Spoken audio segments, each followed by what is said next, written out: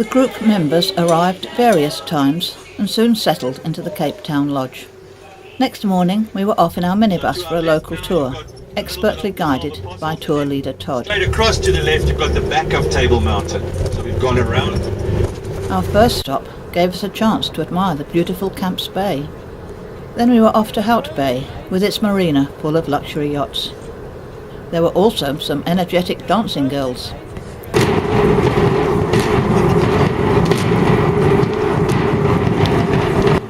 But we were all set for a short boat trip.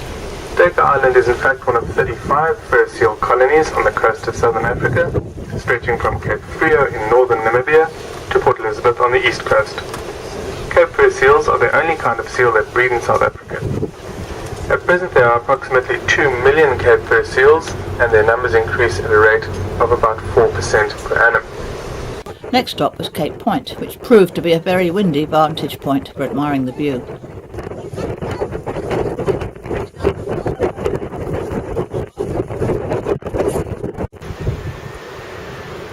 A short walk then brought us down to the Cape of Good Hope. While we admired the view, a local Chacma baboon was admiring us. Boulders Bay allowed us to watch the large colony of African penguins going about their daily business. In 1980 there were only 2 pairs, and although the number has now grown to over 2,000, they are still considered an endangered species.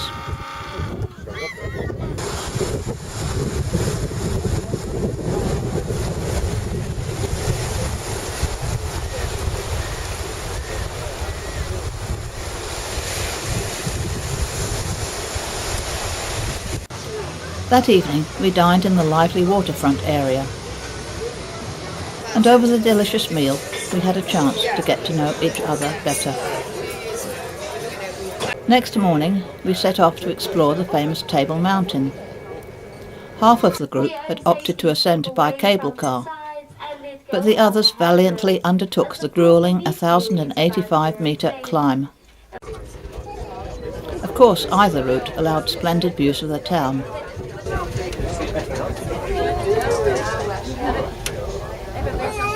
At the top, some of us joined a guided walk. We can fit into 400,000 tons and continued to be amazed at the view. Now the water comes up. Alternatives were to take daring photographs, or to enjoy a solitary walk, or to listen in on a group outing. And these little rock dashes reminded us that this area is also a national park. We moved on to explore Cape Town itself. As far as slaves being transported by ships in 1804, we still had slavery here for another 30 years. So when the British arrived in 1804, they didn't bring any more slaves. So you guys are free of that guilt. Okay. Green Square Market was a particularly vibrant place.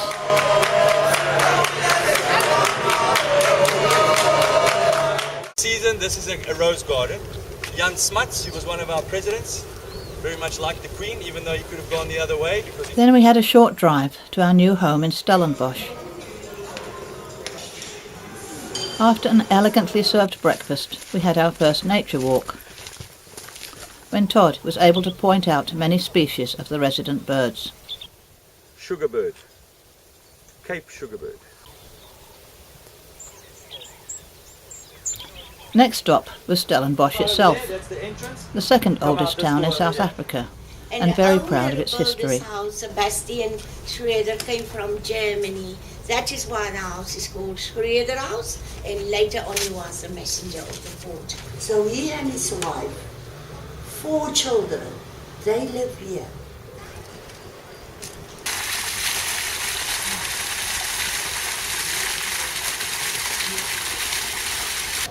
As Stellenbosch is a famous wine producing area, of course we had to attend a wine tasting session.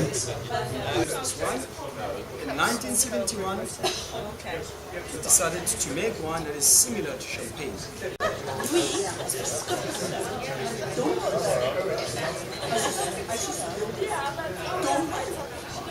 Next day took us to Franschhoek, another of South Africa's elegant old towns.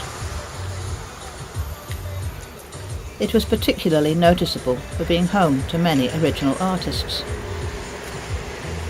A brief stop at the memorial to Nelson Mandela allowed us to reflect on the history of the country. Sympathisers. And the area is defined by very, very hot summers. As we go further into the Karoo, you'll see why. Very much desert landscape. Now we were scheduled for another nature walk. So the bushmen would break off the branches and put their arrows inside. A quiver of arrows.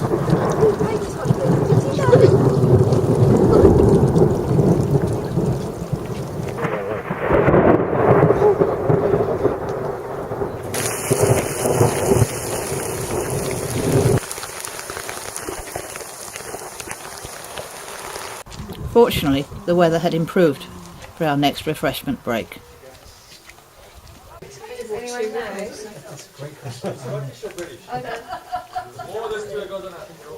Driving through the little Karoo, we passed spectacular mountain scenery. And finally we arrived at Oudtshoorn, our stop for the next 2 nights. In the morning, we visited the Kango Caves and opted for the shorter tour rather than tackling the true caving experience. We are standing in the entrance part of our cave, first inhabited by the indigenous people, or the Khoisan people. Now they were the first custodians of this land and this cave, but they inhabited the entrance part of our cave only. Some of us then went on to visit an ostrich farm. And those babies are about 2 months old. With those chicks, we can't yet say that's male or female. All looks the same. Sex organs are internally, it is very small. You won't tell the difference.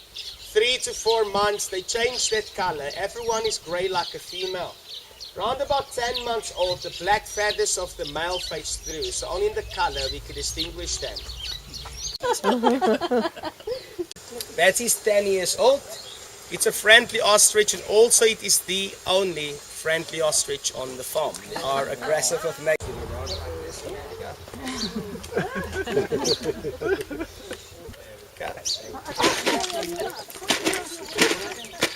There we go. Thank you.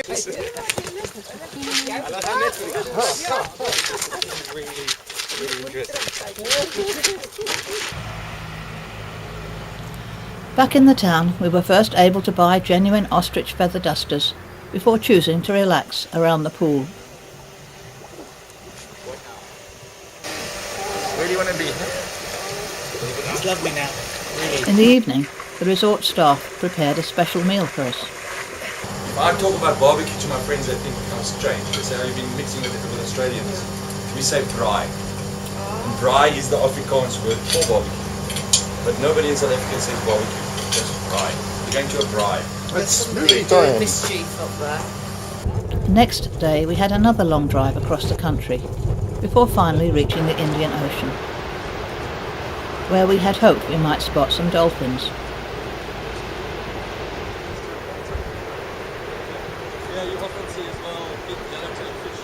We then explored the varying coastline of the Robbo Peninsula, before venturing on to enjoy the popular Plettenberg Bay, hoping to manage some swimming.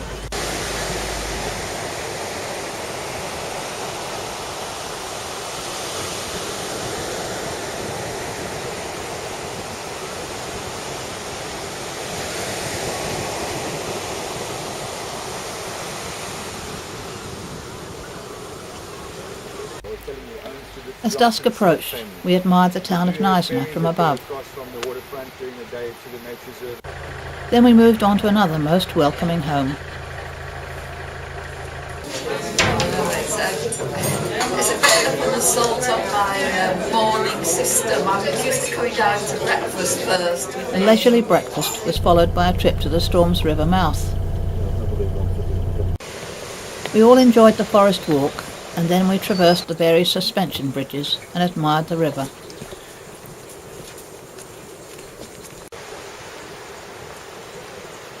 No, I just wanted to jump up and down when no one was on it, so.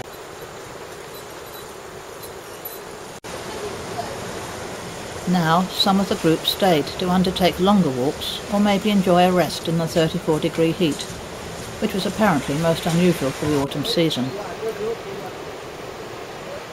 However, 5 of us had signed up for a more active canopy tour.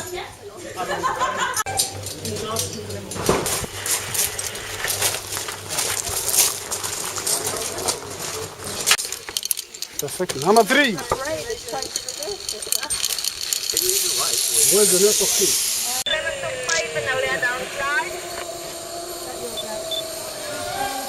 Give me op! Waar? Waar? Nog waar?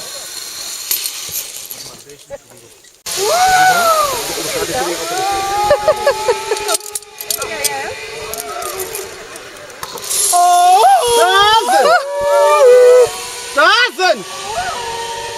Stazen! If I call you in there, what? We then admired the bungee jumpers, but unfortunately there was too long a queue for any of us to join in. Wow. It's quick, but the whole process takes over an hour. How much they charge? I think 900 Rand. Oh, okay. 950. In the evening, most of us chose to sample the waterfront nightlife of Knysna.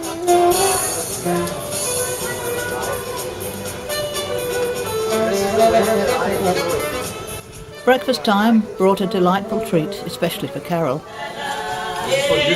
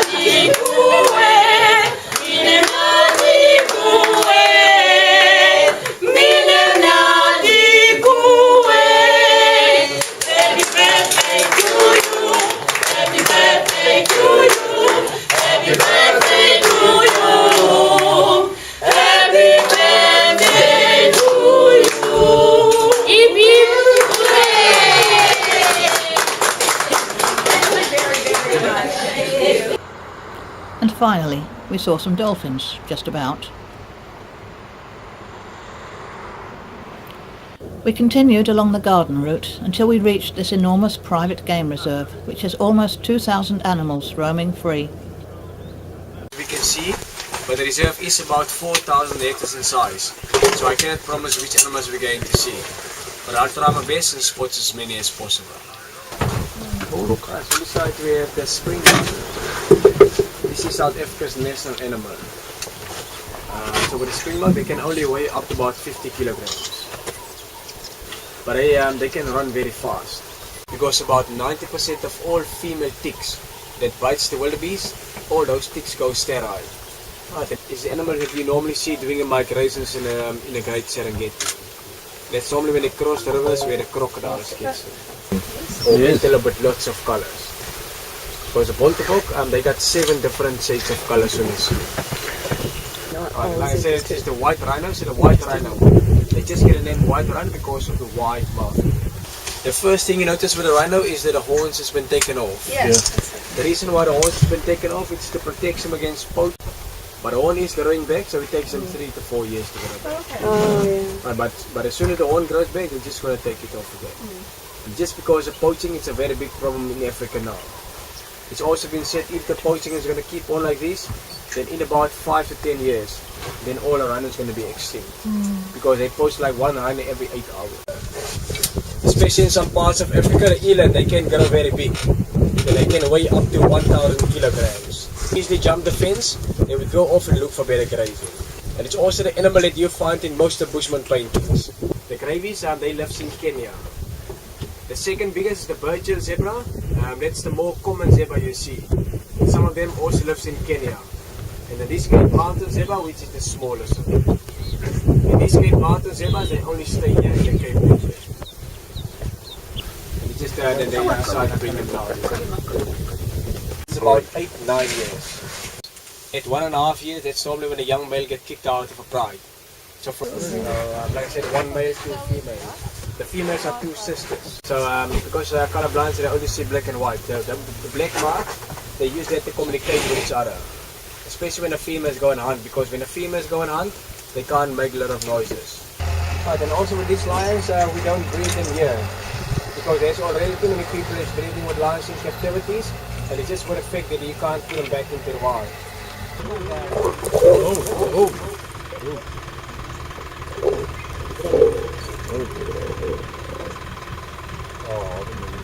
The lions lived in a separate enclosed area, so we reluctantly left them and travelled on further. Because you know, as soon as giraffe starts running away, then there's danger around. Then they would also run away. Giraffe, they can run a speed up to 60 kilometers. Like a cow, giraffes, they also got a fortune in the stomach. So they keep rechewing the cud all the time, and it's just to get a lot of nutrients from the cud. Like giraffes, they are pregnant for 15 months.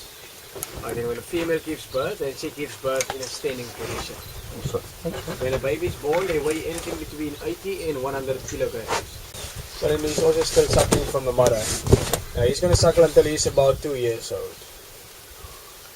So what they do is, you take the pee, put it on the organ, and the organ send it straight to the brain.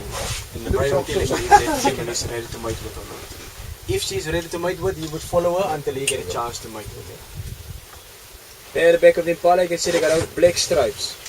And the black stripes almost looks like an M. Now they just show predators that they are the McDonald's of the wild. Like fast food. Many of us were surprised to find that in South Africa, service staff not only fill the petrol tank for you, they also routinely check tyres and clean windows. Those days are long gone in the UK. We stopped at Stellendam, another historic town with pretty cottages and quirky buildings. Finally, we reached our last accommodation, colloquially known as Round the Bend Lodge. Just a brief overview for you guys so you know about your chalets. The tap water in your chalets is not drinkable, but there is water in the lodge at all times for you guys.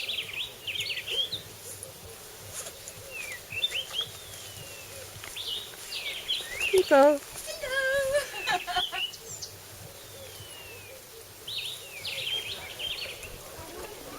The resort was obviously a popular family destination.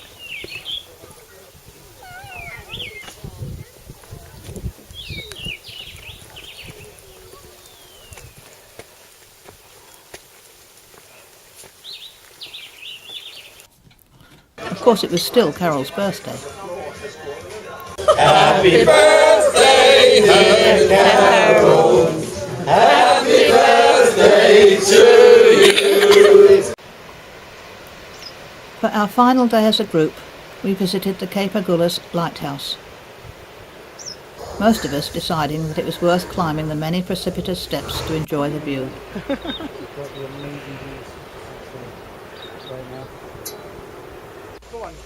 Celebrating the junction of the two oceans was less daunting, and Todd thoughtfully provided us with champagne.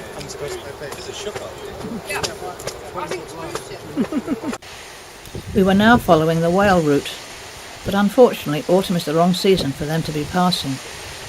However, Hermanus is still a busy little town, both for visitors and for the rock dasses.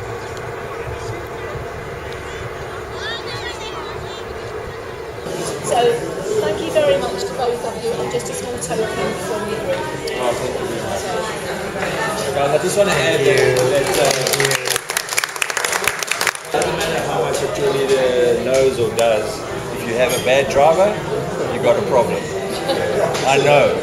And Craig is an amazing driver. South African roads are really good. And then you guys were just cool. So cool.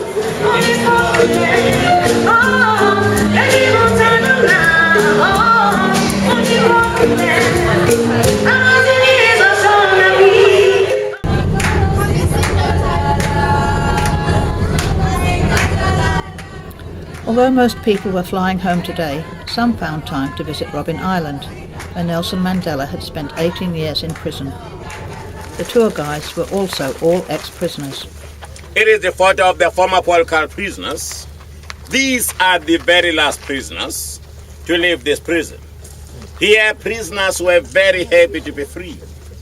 The gentleman spent 2 years in the death row before his sentence was then reduced to life imprisonment due to the campaigns of the Amnesty International. It was only in 1979 when the International Committee of the Rebels provided all prisoners in this prison with beds. And for my last day, I was able to take a township tour to try and appreciate the life lived by too many of South Africa's black population. The shared hostels provided very poor standards of accommodation, yet many people have to start their town lives like this. The sitting area, it has prepaid electrical meter. Prepaid means that one first pay and then we can have electricity. Okay. And the families that are here, they contribute towards paying for electricity. And then there's one water station there. Water is free and it is safe to drink. However, it's only cold water. There is no warm water. However, eventually their turn would come to be allocated an individual apartment. Our guide demonstrated a popular form of recreation, making and drinking shebeen, a homemade brew. They started to sell it in these shebeens, in these brewery places.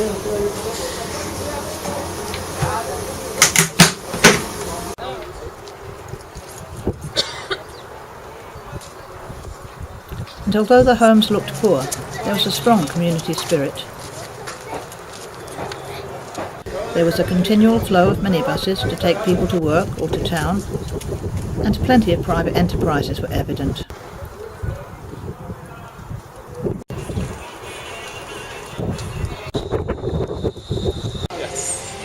The government did appear to be making considerable attempts to provide reasonable accommodation, and the nursery school seemed to provide a nurturing education, so perhaps one day there will be a better life for these young people.